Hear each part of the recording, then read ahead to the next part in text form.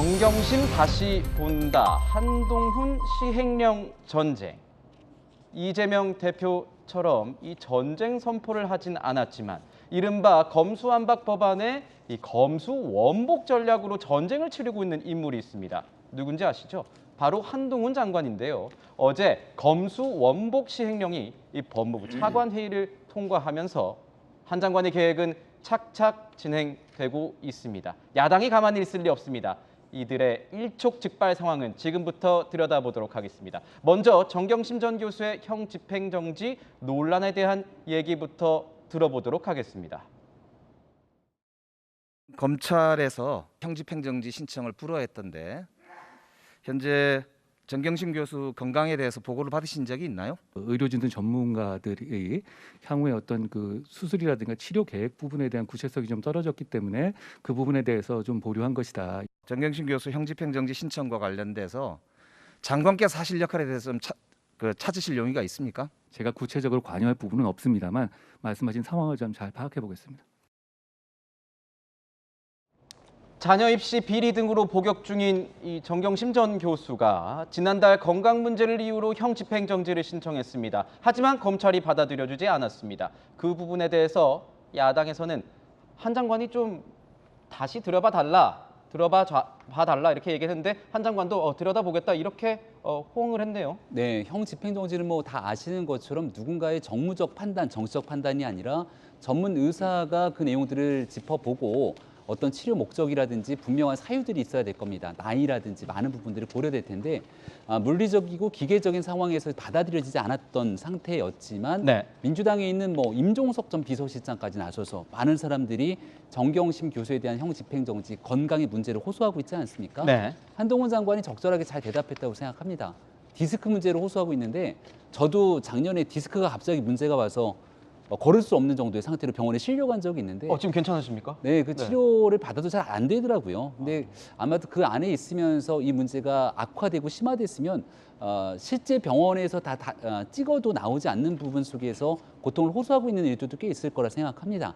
또 정치적으로 굉장히 비중을 갖고 있는 상태이기 때문에 이게 뭐 누군가를 사면해달라는 목소리가 아니라 건강에 문제가 있었을 때 치료를 하고 그 부분에 대한 배려 도움이 필요하다면 법적 테두리가 허용되는 내에서는 같이 들여다볼 수 있는 건 가능하다고 생각하는데요. 다만 민주당 의원님들께도 한마디 드리고 싶은 건 대한민국에 수용되고 제소돼 있는 사람들 중에 정말 범죄를 저지르고 가 있는 사람들도 있을 것이고 또 때로는 본인이 했던 일들에 대한 억울함을 갖고 있는 사람들도 있을 것이고 건강상에서 정말 죽을 것 같이 호소하고 있는 사람들도 있을 건데 유독 그토록 본인의 죄에 대해서 극구 부인해왔던 정경심 교수에 한해서만 이와 같은 얘기를 하게 되는 것은 정치적으로 돌봐야 되는 수많은 사람들에 대한 내용들의 형평성이 안 맞는 것 아니겠습니까? 여기에 대한 뭐 마음에 관한 부분도 충분히 이해하겠습니다만은 정치인으로서의 본연의 임무가 사적인 인연을 통해서 정치하라는 것은 아니기 때문에 그 부분에 대해서도 참작을 좀 해주시기 바랍니다. 한 장관은 정 교수 건강에 대해서 직접적인 언급은 피했습니다. 그러자 야당은 하지 마비까지 거론을 하면서 이 검찰의 결정 부당하다 이렇게 주장을 했습니다. 들어보시죠. 허리디스크 파열과 협착, 하지마비까지 생겨서 수술과 보존 치료를 서둘러야 한다는 게 전문의의 소견입니다. 당뇨를 이유로 이명박 전 대통령은 형 집행정지가 이루어졌지만 정경심 교수는 어떤 이유에서인지 가혹하리만치 형 집행정지가 이루어지지 않고 있습니다. 박근혜 대통령이 빠른 수술과 치료가 필요하다라고 해서 외부에 나가서 병원 치료를 받고 수술을 받을 수 있도록 조국 전 법무부 장관이 신속하게 결정한 바 있습니다. 민주당의 얘기를 들어보면 당장이라도 치료받지 않으면 큰일 날 것 같은 이런 느낌인데 실제로 정 교수의 지금 상태가 어떤지 좀 들으신 바 있습니까? 그러니까 허리 디스크가 굉장히 심한 걸로 알고 있습니다. 그러니까 허리 디스크가 이제 2군데 이상이 파열돼서 흘러내리고 있다라고까지 이제 전문의가 밝혔다고 하는데요. 그리고 추가적으로 심한 협착 증세로 인해 가지고 하지 마비까지 거론이 됐지만 이게 다리를 일부 끌어야 되는 정도까지 심각한 상황이라고 합니다. 그래서 민주당에서 요구하는 것은 뭐 사면이라든지 뭐 이렇게 뭐 다른 내용들이 아니고 행정적으로 이제 법 집행 정지 정도로 해서 수술만 좀 받고 다시 형을 받을 수 있게끔 좀 배려를 해달라 이 정도 요구다 말씀드리고 싶습니다. 네. 이명박 전 대통령, 박 전 대통령 사례를 언급하면서 이 정정 교수의 형 집행정지 불허가 굉장히 부당하다고 이렇게 얘기를 하고 있는데 천하람 위원님께서도 여기에 뭐 동의하십니까? 일단 민주당 입장에서 정경심 교수가 굉장히 소중한 분이라는 거는 알겠지만 전직 대통령들과 비교하는 것은 저는 사리에 맞지 않다라고 생각하고요. 그리고 이게 개별 어떤 그 질병의 상태나 그 수용시설 안에서의 치료 가능성 이런 것들에 따라서 판단이 달라질 수 있습니다. 그리고 실제 저것을 저는 어찌 보면 한동훈 장관에게 질의하는 것도 좀 부적절한 것이요. 장관이 그 결정에 개입하는 것이 아닙니다. 사실 개입하는 것이 좀 부적절한 겁니다. 주로 의사와 뭐 변호사 이런 분들로 구성된 독립된 위원회에서 그걸 판단을 하는 것이고 전문가 집단. 그럼요. 그래서 이것을 근데 이제 그런 독립된 위원회가 아니라 아유 뭐 여당의 전직 대통령들은 해줬는데 왜 우린 안 해줍니까? 저는 그거는 시스템을 이미 알고 계실 민주당 국회의원들이 하실 만한 온당한 주장이 아니다. 뭐 그렇게 봅니다. 네.